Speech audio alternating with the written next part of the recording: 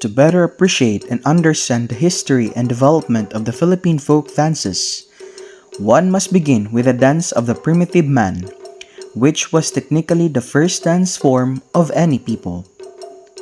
Primitive dance is a dance which is considered as dance in its purest form because this particular dance has not been refined, developed, trained, or guided by an artist.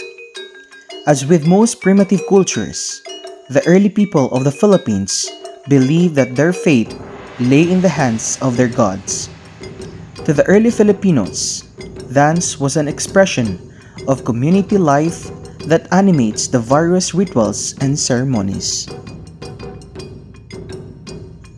Ethnic dances are found among the ethno-linguistic groups scattered all over the Philippine Islands who have not been substantially westernized either by Spanish or the United States of America.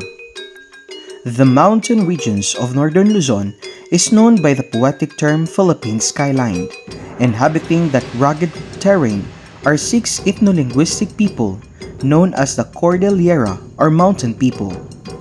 The tribes are the Ibaloy, Kankanay, Ifugao, Kalinga, Apayao, and Buntoks.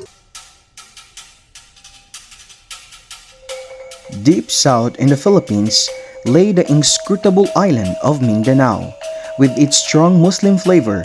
Arabs, Hindus, Chinese, and Persians, as well as the merchants from the other parts of Asia, traded wares at the southern parts and through their economic contact brought about social and cultural exchanges.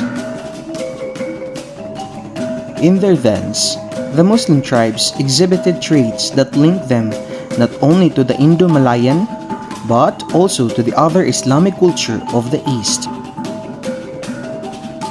In different degree of intensity, thus involving a dance and music unmistakably Philippines with its own exclusive atmosphere and mood.